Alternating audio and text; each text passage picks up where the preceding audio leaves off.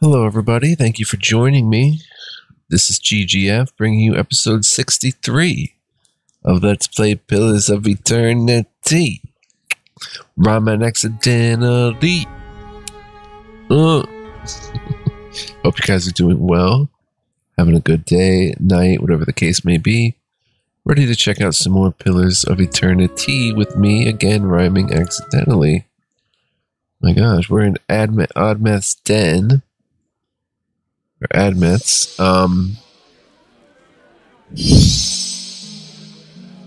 We've got some stuff to check out. Let's see here.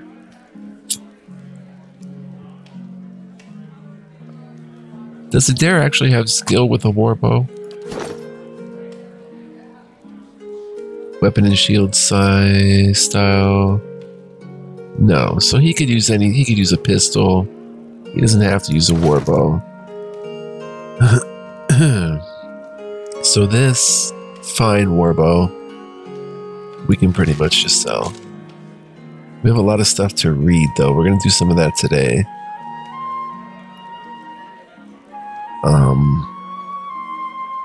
Man, look at these traps, son. Noxious Burst Trap, 6 to 21 Corrode. Plus Sicken, those are good. Scrolls of Tanglefoot are good. Tattered Note. Right, over in Andra's Gift. Oof. Malignant Cloud Trap. Man, Boiling Spray Trap. Oh, we can stack that up. Dart Trap. Arrow Trap. Arrow Trap does 21 to 29. That's not bad. Dart Trap does 11 to 15. A small dart being fired at the target, resulting in a proportionally smaller amount of damage. Even so, a dart to the head can be quite painful. So possibly with a decent crit rate, perhaps. But let's just probably sell the dart traps, honestly. And we have to get rid of maybe one more. Bounding missiles is good. Poison dart traps. Weaken poison for 8 seconds. That could be useful. Let's give him the Scrolls of Tanglefoot and we'll take the trap. And put the Potion of Mirrored Image. Plus 25 deflection until hit or critically hit. I think we're going to sell that. And put the books back here. We'll read some of this stuff again today. Rite of the Untamed Wild. Rites are a special type of magic scroll. The ritual contained on the scroll allows the reader to grant a specific skill bonus to all of his or her allies for a long duration. So rites are different. Plus 3 survival for 168 seconds, allowing us to rest and essentially get a nice bonus to our survival. Okay. That's cool. Scroll of Defense. We should grab this Scroll of Defense and put them on somebody. Ray of Fire. He can cast Ray of Fire. Let's get Endurance. Bounding Missiles. Iron Skin. Fan of Flames. Jolting Touch. Let's give him Defense instead of Jolting Touch. Let's sell the Scroll of Jolting Touch. Scrolls of Tanglefoot. Definitely could be useful. Maybe give them to Kana for his... We have to start using some of our consumables. Excuse me. I think that's just the bottom line. Let's give Tanglefoot to a dare, actually. Or should we give him Fan of Flames? Let's give him Fan of Flames and give Durance Tanglefoot. Okay, we're making some space here. She's got the Rite of the Untamed Wild. We'll sell these 4 things. 3 lockpicks. Do we need so many lockpicks? Let's send 3 lockpicks to the stash. Potion of Fleet Feet. A natural speed increasing their movement rate. Speed is instant. Someone's got to get deep pockets to be able to carry more stuff. For now, we'd give this to Kana. And let's go, son. Let's sell a little bit and let's see if we can purchase How do you do? one of these magical items that looks so good.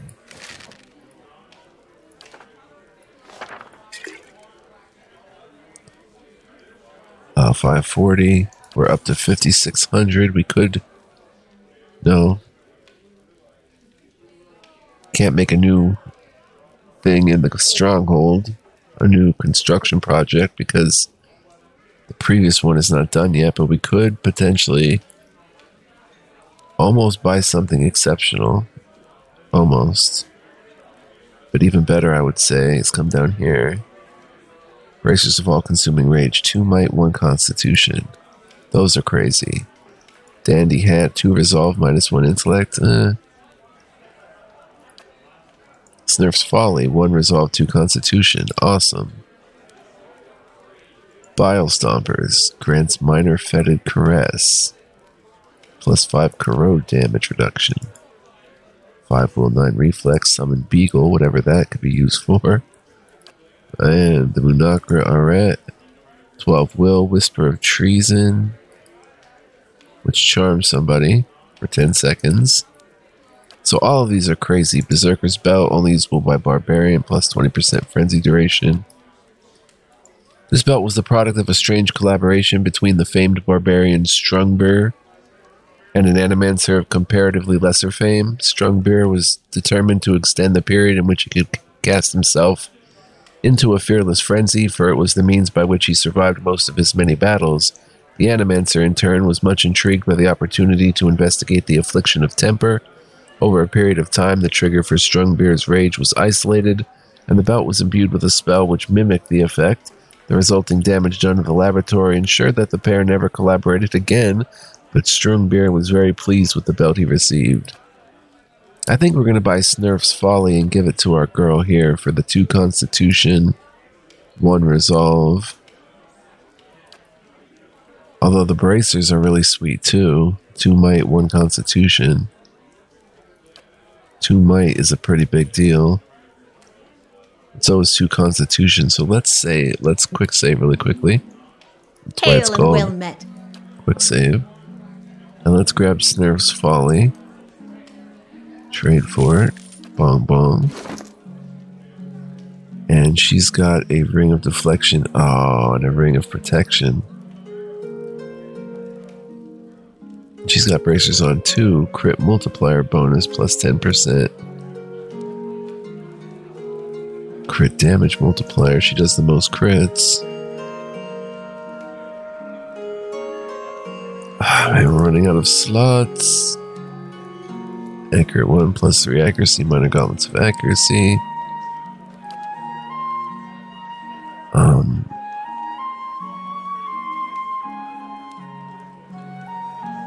Alright, I have an idea. Instead of Snurf's Folly,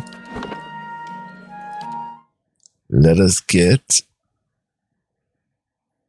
the all-consuming rage gauntlets. Well met, friend.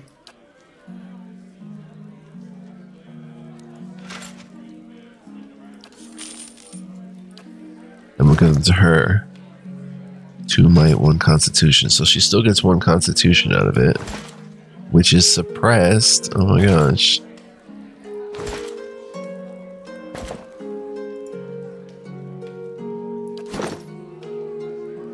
Bracers are suppressed. Tell me why. I guess because the 1 constitution of the plate armor.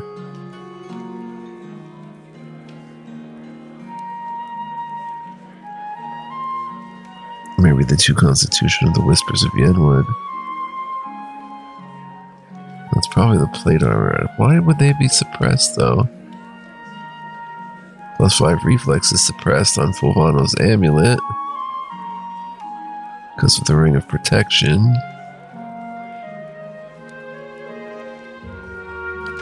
I take off the plate armor. She doesn't lose the constitution.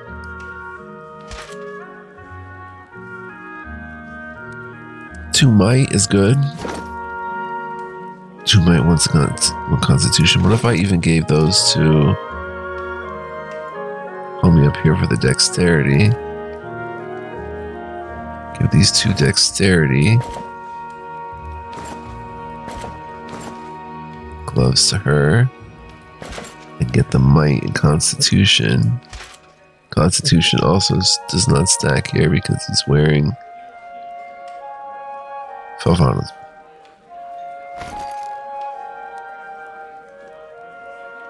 boots, but we can give the constitution to Kana maybe? Yes, there we go.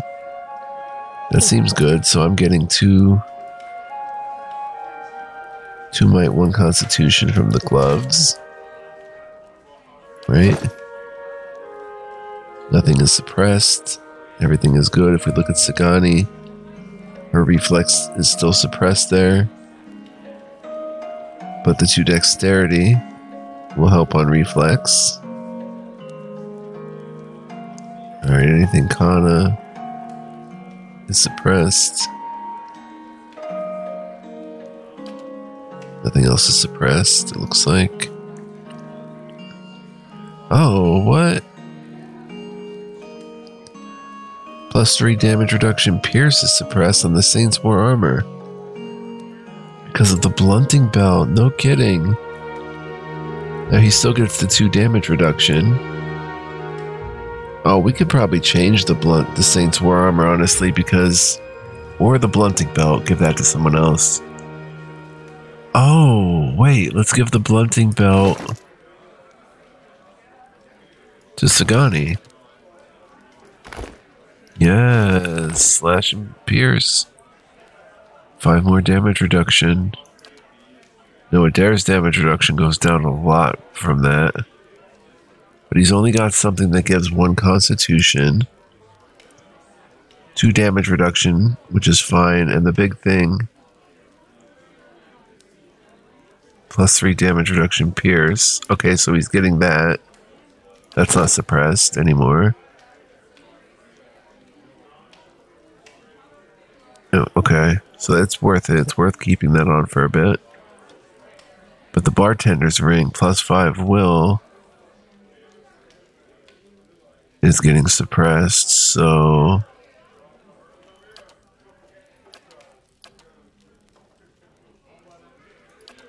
Bartender's ring.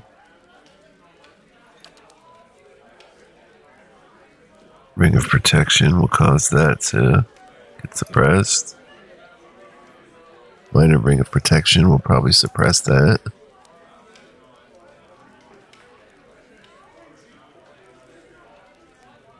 Dang, we're getting into the suppression zone. Bartender's ring. No, minor ring of protection, so there's not much we can do with that. It's just plus 20% damage against spirits and vessels.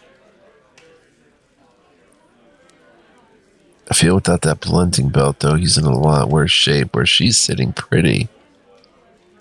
And again, the Saint's War armor. 3 reduction pierce, 1 constitution, 2 damage reduction.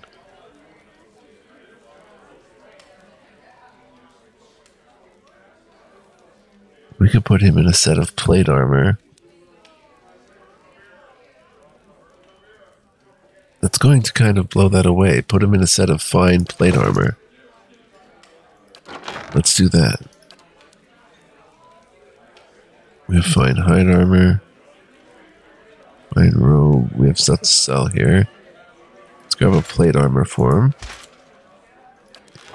Let's enchant said plate armor. Oh, we can't make it fine? Okay, we need Pilgrim's Crown. We have to go buy Pilgrim's Crown. We can even make it like slash proof. Perfect. Where were they selling those herbs and stuff?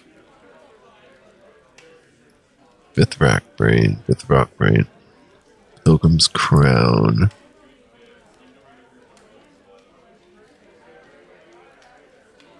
How much is that worth? 640?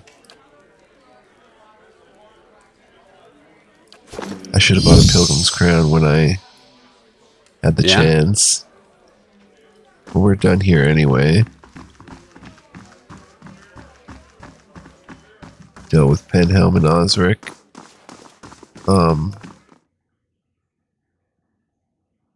Trying to think where they were selling Pilgrim's Crown. Was it out here?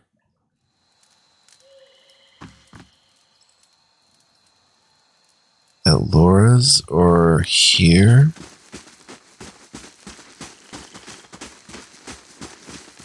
At Narmer? Hail and well met. Fresh fruit or vegetables?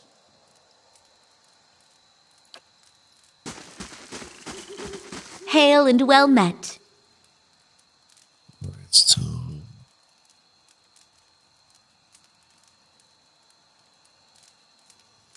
She's still got wicked cool stuff that we want to save up for as well. Aha, okay. So Pilgrim's Crown. Take all three. Bong bong. Now, let's make this plate armor all decked out. Make it fine. It takes 1 Ooze Plasma, 1 Audra, 1 Pilgrim's Crown, 600 skates, plus 2 damage reduction. Chat, we're low on money though. Yeah, we can't do any of these because it takes too much to do. We can proof. Slash proof, shock proof, crush proof, corrode proof, we'll see. Pierce proof takes a settler's arrow and binding copper. Well, let's go ahead and he's going to lose second chance, which I take the damage reduction over that. Oh, he's going to lose recovery speed too.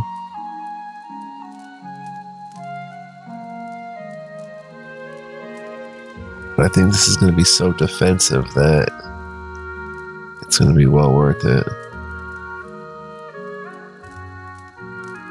Now the of Constitution is fine. So we'll make the plate mail of Constitution. And we'll get damage reduction. Maybe shock. Make it shock proof. So he's not as weak against shock. A set of shock-proof plate mail, which takes a spear spider leg, a golden celery, a jasper, and 100 copper. Make it shock-proof.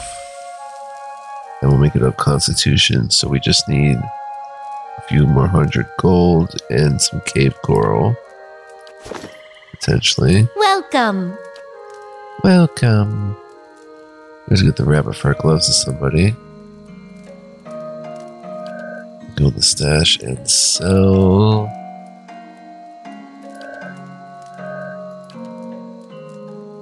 Breastplate, breastplate, breastplate, breastplate, breastplate, breastplate.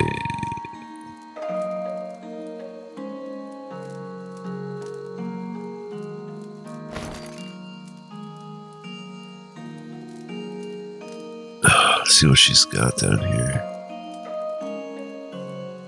She's got different stones if we need those. Settler's arrow.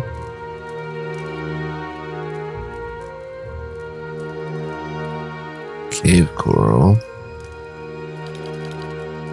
Let's buy a cave coral.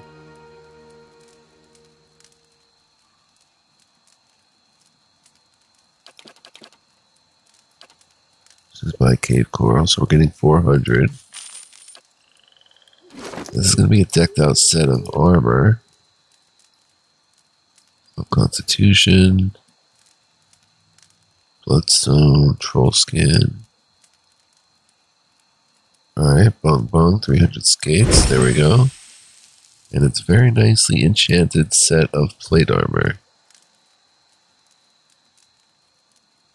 So he's losing the second chance, and he's losing 15% recovery speed. But I think this is going to be an upgrade for him.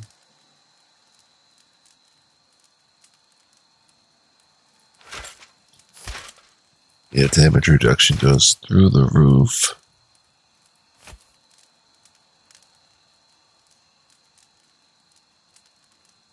Looking good, sir.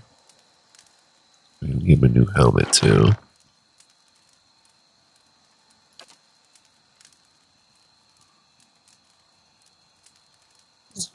That one.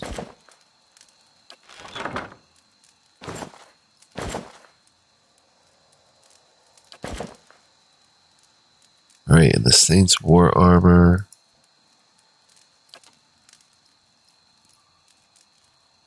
We can just sell. And the crit multiplier bonus.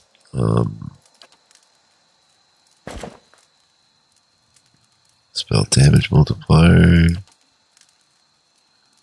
Gloves of dexterity. Dexterity affects range damage, doesn't it? What if we give that to Kana? Doesn't affect range damage at all. So let's give Kana the crit damage multipliers for now.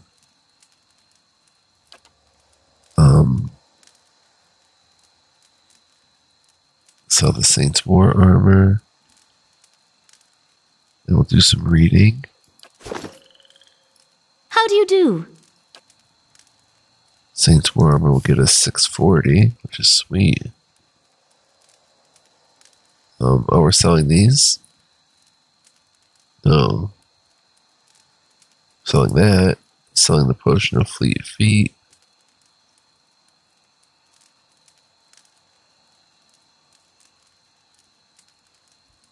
Maybe some traps to make some money up. Arrow trap. Really good traps here. Alright, so we're getting 700 for that. Okay, so we've got a while until we can buy another magical item, perhaps. So, let's go ahead and just read a little bookage. We've got so many books. Let's read The Development of a Crucible Knight, Part 1, Lower Ranks. In recent years, the Knights of the Crucible have evolved as a group, no longer concentrating solely on blacksmithing or combat training. They've adjusted their focus to help initiates develop their souls as well as their bodies. From initiation, there's a well-defined path to the top of the order. Starts at Squire. When a candidate shows sufficient prowess in blacksmithing, or recently at least the drive and potential, he's accepted into the order as a Squire. Once he's part of the order, training begins immediately. Lessons are divided into two main sections: Body, commanded by the Lord Marshal, and Soul, overseen by the Grand Crucialar. At this point in their progression, the only uniform the Squires allowed is a simple cloth uniform displaying the knight's colors. Novitiate. After sufficient training, each Squire is given a 3-part test. He must repair a broken piece of armor. He must recite the Canticles of Abaddon from memory. And he must be able to land a blow on a novitiate in combat. If he succeeds at all 3 of these tasks, he's promoted to the position of novitiate. At this point, he's given his first official piece of crucible armor, a brigandine. His training now doubles as only the most valiant of candidates makes it through to the next level. Justiciar and Templus.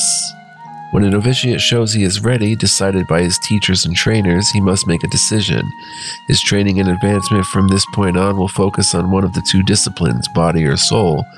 Novitiates that choose body continue military training as the Justiciar under the Lord Marshal. Novitiates that choose soul are given clerical training as a Templus under the Grand Crucialar. Justiciar or Templus, the newly appointed, is taken through the Ritual of the Arm. He is given his plate armor and symbol of Abaddon. He is then taken to the Smith's Forge, named after Abaddon, and is tasked with forging a small nail out of iron. He affixes this nail to his armor under Abaddon's symbol and will wear it there for the rest of his life as a Knight of the Crucible. At this point, the Knight's training is fixed. If he chose body, that is the path he is on until the end of his days. If he chose soul, there is no deviating from the course. That is why the choice is only presented after he's been through many months of training. Smart. And then part 2, senior ranks, Commander and Forge Master. Once a path is chosen, the knight's life is spent training in his preferred discipline. The pomp and formalities that surrounded his life up to this point are all but gone.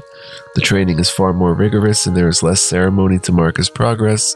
For most knights, Commander Body or Forge Master Soul are further than they will ever advance. The training of a knight at this level, while almost exclusively in the discipline he has chosen, is still rounded out with instruction from the other. A knight is not truly a knight if he does not have a breadth of knowledge. When he passes from Justiciar to Commander, the knight is given a blue cape to wear with his plate armor. When a Templist rises to the position of Forge Master, he's presented with a white cloak. Marshal and Crucialar. After time spent training, an elite knight that shows true leadership potential and promise is elevated to the next level. A knight of the body becomes a marshal and a knight of the soul becomes a Crucialar. At this point, he is in command of a small group of knights, Commander, Forge Master, and below. He is responsible for the recruitment, initiation, and advancement of new squires. Many knights do not want to advance to this level and beyond because the role becomes less hands-on and more advisory. Marshals are known by their purple capes, while Crucialars are distinguished by a gold cloak. Then we have Lord Justiciar and Grand Templist. A marshal or Crucialar that shows true and effective command over the knights in his keeping may be offered the position of Lord Justiciar of the body, or Grand Templist of the soul. Truly a command position, a knight that accepts one of these roles will be removed from the front lines. Because of this, it is only the most dedicated leaders that will take either of these positions. Then we have Lord Marshal and Grand Crucialar. There's not a single knight that oversees the entire group. This responsibility is split between the Lord Marshal body and the Lord Crucialar soul. Any knight that advances to this position does so only with the support of the knights as a whole. He must be nominated and selected by a majority of the knights. Once in the position, he is there for life. The Lord Marshal or Lord Crucialar may step down from his post if he so chooses, but that is only to retire from the life of a knight. The stress and responsibility of the position is such that many refuse it, even if they are capable of handling it. Lord Marshals and Crucialars are well known and generally respected throughout the land, not just within the knights. That is super cool stuff.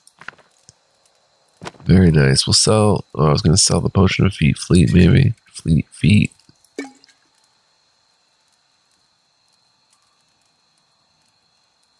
Black Song. Let's read a bit more. 10 Years of Dawn.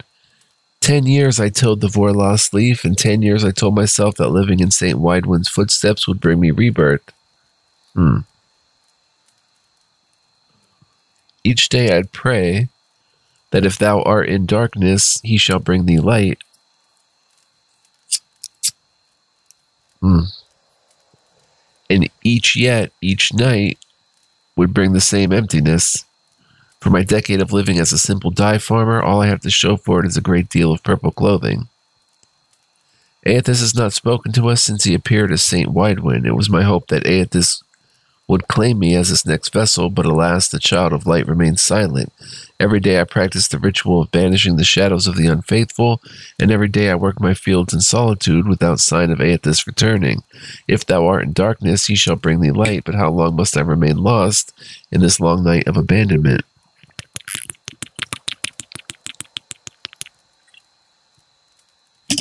Just hit my water bottle, guys. Is this my punishment for keeping my faith a secret? Is Aethys hiding from me until I shout my reverence for all to hear? Surely he must know that the Deerwoodens now hate him and his followers. My countrymen are quick to blame all that was terrible about the Saints' War on those of us still faithful to Aethys. Should they not be angry at the Raed Saren soldiers? Do the Deerwoodens not realize that to dismiss the God of rebirth and redemption is to prevent all hope of healing? As I pen these words, I know that I must continue to till the dye leaf. I will awake each day with hope. If thou art in darkness, he shall bring me light. Each day I will pray that the dawn stars visit me, just as they visited St. Widewind in his field of Vorlost. Will they come to me as they came to St. Widewind? As a man and two women, luminescent and perfect, I am told they come to presage new times, or to presage new times. I am told many things, and I struggle to find the faith to believe it all. And yet each morning the sun rises in the eastern sky, and each morning Aethys illuminates my simple plot of land, casting away the shadows of the unfaithful in his golden gaze. I thank thee, Aethys, for all the springs I've had, and all that will come. I am in darkness, please bring me light. I wonder who wrote that. Just a simple farmer. And now, missives of the hand occult. Dearest brother, or was it sister, may this letter find you in well spirits. A man of thuggish bearing stormed into my library the other day and demanded I help him find a book on the construction of an arquebus. I thought it proper service to WoW to steer this man toward an illuminated manuscript on the subject of whittling toy soldiers and other miniature props. Unamused by my solution, I shrugged and said, "What is an answer without a question?" He did not find my spiritual rhetoric helpful or amusing, so he punched out two of my teeth. I trust your summer has been less tumultuous than mine. In more important news, my apprentice claims she saw the eyeless face in a dream the other night. I admit I was so mad with envy that at first I refused to believe her. Well, forgive me for such a lapse of judgment. She described an Almawa of brilliant blue hues with a featureless face surrounded by a swarm of eyes, no two eyes alike. She claims WoW ignored her questions, and she can't recall any specifics of what was said. In fact, my apprentice seems to have forgotten many things since before the visitation. She could not tell me where she grew up or what she liked to eat. At first, I was so envious of her for having seen WoW with her own eyes, but it seems WoW's visit was to conceal, not to illuminate. I pray she endures the test of faith and can look back at the event and feel the joy of mystery. What is an answer without a question? Last week, I felt the solution was ignorance, but after WoW's visit, I feel a road without length is closer to capturing the riddle. Right, I get that.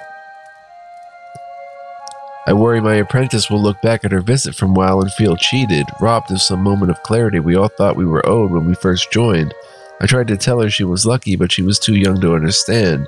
What is an answer without a question? May I be dead and my soul scattered to the winds before anyone knows for certain. Very cool. Let's look at more stuff to read here. Saints wrote more.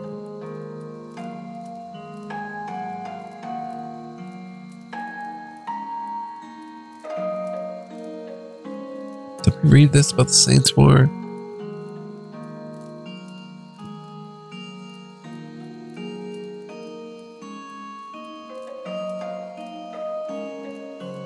No, I don't think we read this. The Saints War Part 1 Overthrow.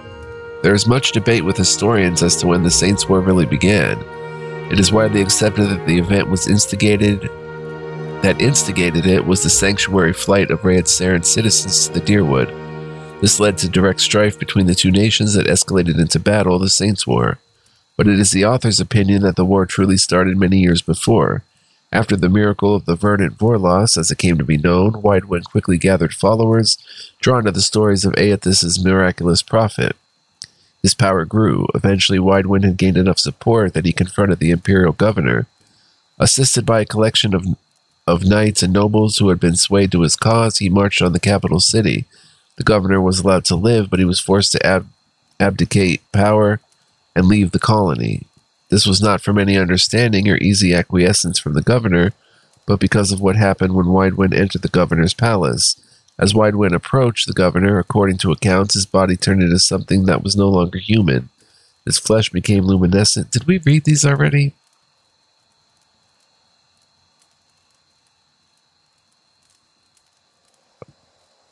The Saints War? That was the war that Widewind was in. I think we did.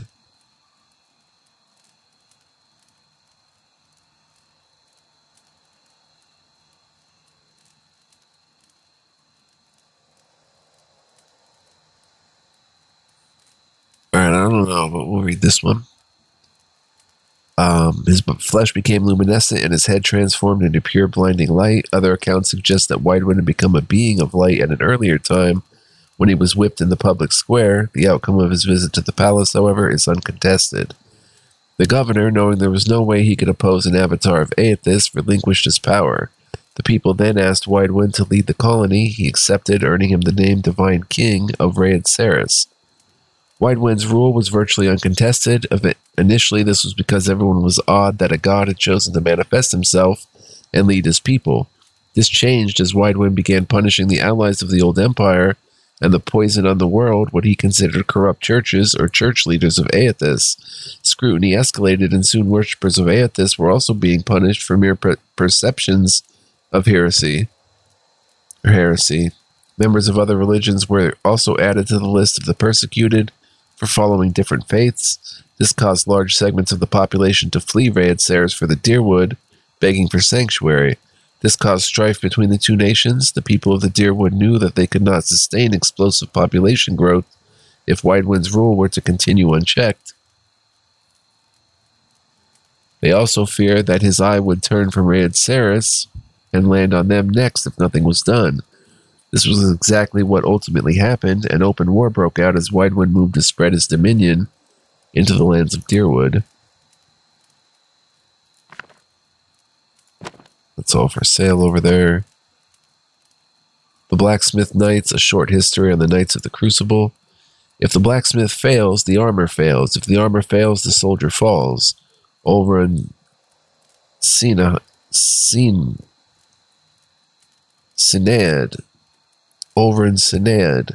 first guildmaster of the Knights of the Crucible. The Knights of the Crucible have one of the most fascinating and rich histories in all of Eora. Currently holding a position as an incredibly influential group in the Dyrwood, they come from humble beginnings. There may not be a single person in all the Dyrwood who knows exactly how much they owe to the Knights. The group has existed for years, long before they even came to be known as Knights. They started as a group of blacksmiths led by Olvrin Sinead,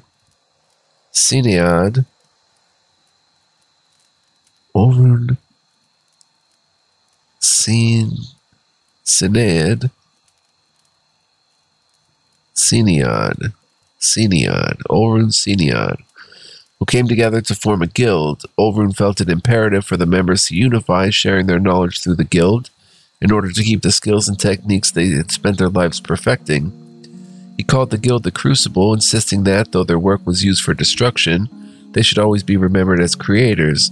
They would be known as the vessel that withstands the fire to deliver new form into the world, forged in the fire and all the stronger for the tribulation. Olvrin, being a veteran of many battles, knew the importance of impeccably made armor and weaponry. He also espoused the necessity for members of the guild to be trained in martial combat. The only true way to make a proper suit of armor is to be the one who must wear it. Olvrin Sinead led the guild for years, instituting a policy that any man who wanted to join must not only be a skilled blacksmith, but also take the time to learn how to hold himself in battle. He added a training ground to their guild hall, and there was scarcely a minute of daylight that didn't see members out on the field, honing their fighting technique. Because of this, the guild earned the nickname Knights of the Crucible. They became a de facto militia for the Dyrwood, an honorable group that many turned to for help. They were known to be fair, ethical, and quick to respond. The Knights chose Abaddon as their patron, dedicating their works to his name.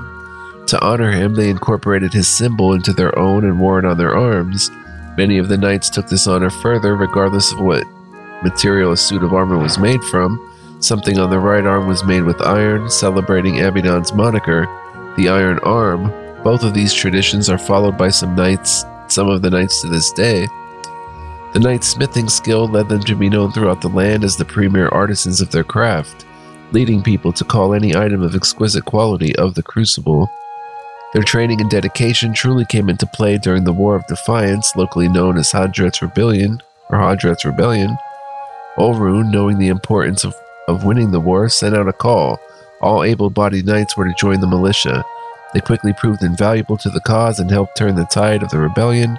This was particularly true in the Battle of Defiance Bay. Admeth had already lost in a previous battle, and morale for the Dyrwood and militia was failing. With the help of Glonfoth and astrologers, the knights were able to rout the Imperial forces and secure victory for Dyrwood. The new Duke, grateful for the help, and knowing that without the knights, the Dyrwood would have survived, never would have survived, made a decree. The knights would thenceforth be welcomed into the Duke's castle and became his official royal guard. In recent years, the crucible aspect has fallen by the wayside in favor of knight. The requirement that the members be proficient in both smithing and martial combat is loosened to the point that anyone who applies is guaranteed entrance, even if they possess little or no smithing experience. This is an allegation that is vehemently denied by the knights. Interesting. And then we've got a letter home, Dear Dialects, the Adair Empire. Don't we have part 1 of that? I could have swore we did. Oh, we have 2 spell rights tomes. Wait a minute. Are they both the same? No, they are different, but they both just have miasma. So we'll just sell one.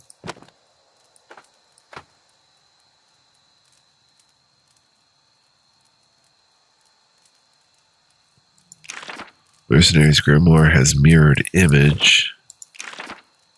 Serica's Grimoire has a few.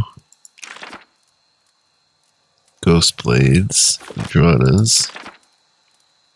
Miasma, the Spellwright's Tome.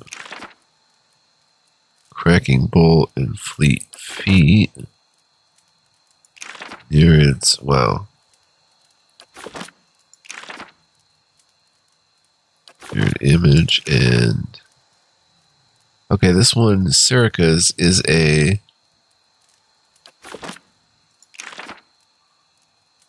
Cracking Bolt and Eldritch Aim. Isn't that what we just looked at from Serica's?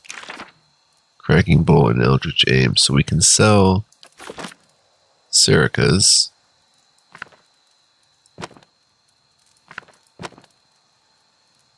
Page from Fulvano's Travels. We're keeping all of Fulvano's Travels. Let's put Fulvano's Travels.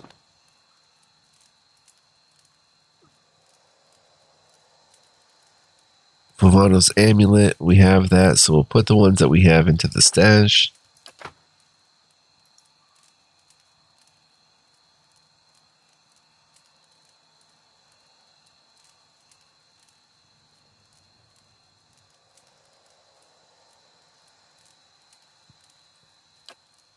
That has to do with the compass we already saw down by the shore. Scrawled letter.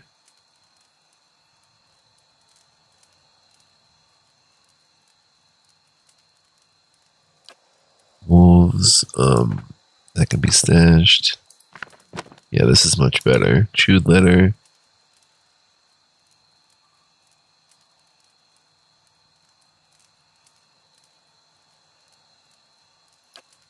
Find Fulvano in the west.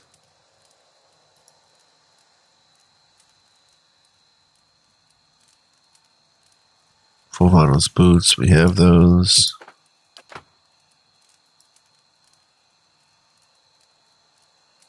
New hammer.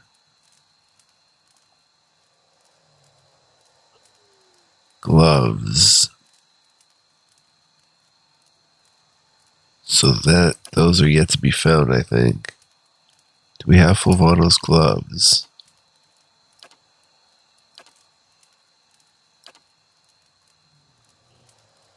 We do.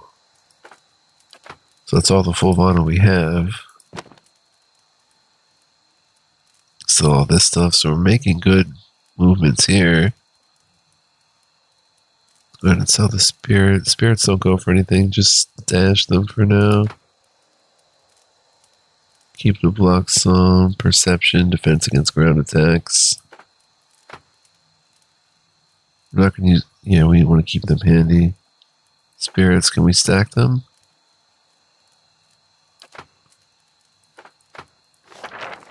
Snowcap. Ales.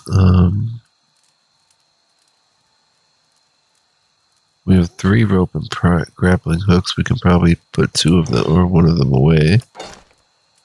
2 pry bars. Caro Golan. Torches. Food. Yeah. Alright, so that's a good bit of inventory management if I ever saw it. Tattered note. Oh, for CERN to sell, I would not speak to you unless you know the words. That's for Andra's gift. We'll keep that handy. Probably put 5 lockpicks in the stash, maybe even 3 more.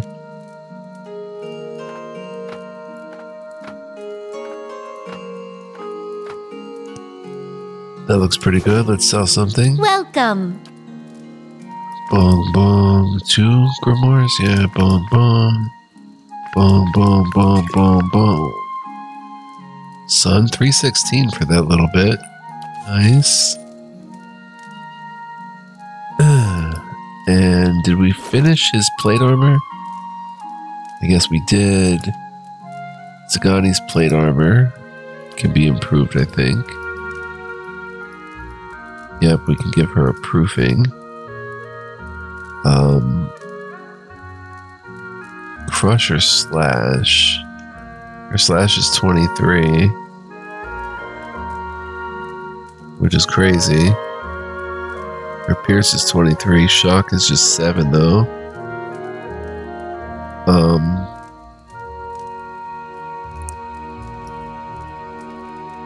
Crush is just 14. So let's make it crush proof for her, which uses a springberry, wormwing, amethyst, and 100 plus 3 damage reduction crush. Very good. Quality is lit up for some reason.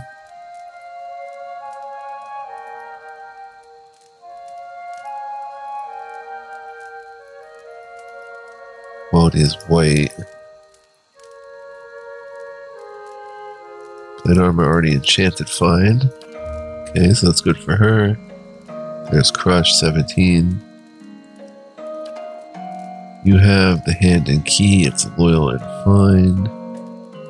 You're using these 2 weapons, which are very good themselves. Endurance's staff is not fine.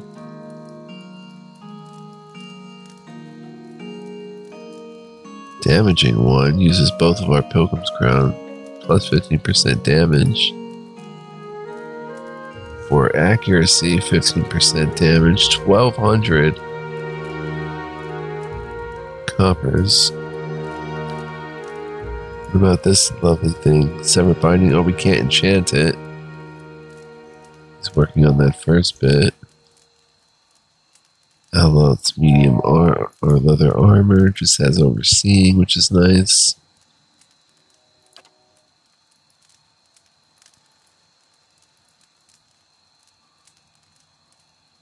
Accuracy and damage. No. Damage reduction. This is armor. Give him 1 intellect. It's only 300, and it takes a bloodstone, a springberry, and a scolder ear. Plus 1 intellect. Let's do it. Boom, boom. Little upgrades, making a fine thing here. Of intellect, fine. Oh, my crush is only 6. Can we make this crush proof? Can, it takes that stuff. And 100 copper. Let's make it crush proof. Crush proof mail armor. And what about my measured restraint? It's not fine. It's got a million cool things to it, yet it's not fine. And I don't think it can even... What are we not meeting? The gold? 600? No, we have 800. It must be enchanted to its... I mean, it says it can take 3 more, but it looks a bit like it's at its maximum. Though it's not really saying requires level 4. I don't know what any of this means. Level 4 what? Like...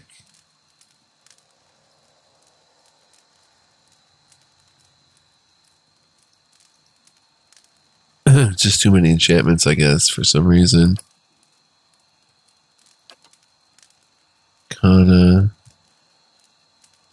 Neither of these are fine. The Hearth Harvest. And this can actually take it for 600. 4 accuracy, 15% damage. Make it slaying, but is he going to use melee right now? He's probably going to use the arquebus for a while. Burning Lash, accurate. We'll make this fine. Oh, we don't have 1200. So make it damaging, much cheaper. 2 Pilgrim's Crowns, 2 Spears, Spider Legs, 2 Agates, 200 copper for 15% damage. What's his accuracy with it? 43? Really wish we could make that fine. Alright, let's do this. Good day to you. Let's go to the stash and make a little executive decision here.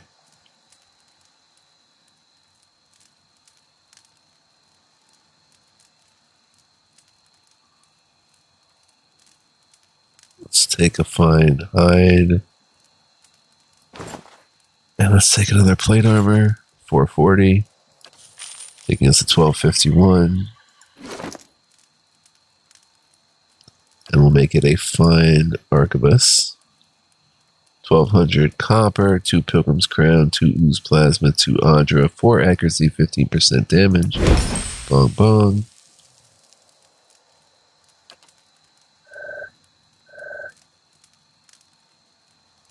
Why did the accuracy not go up? Oh, it took. Oh my gosh, that was bad, and I haven't saved. 315. Wait, what? Oh my gosh, I haven't saved. And I just spent. Oh, we have to chalk that up as a mistake. We'll quick save. It was already something or other, I don't know. It was already fine. Or something. It was already accurate 1. It had accurate 1, right? So rather than get damaging 1 on it, which would have made it fine, I spent 1200 on it to make it fine, which I didn't need to do. Oof, that one hurts.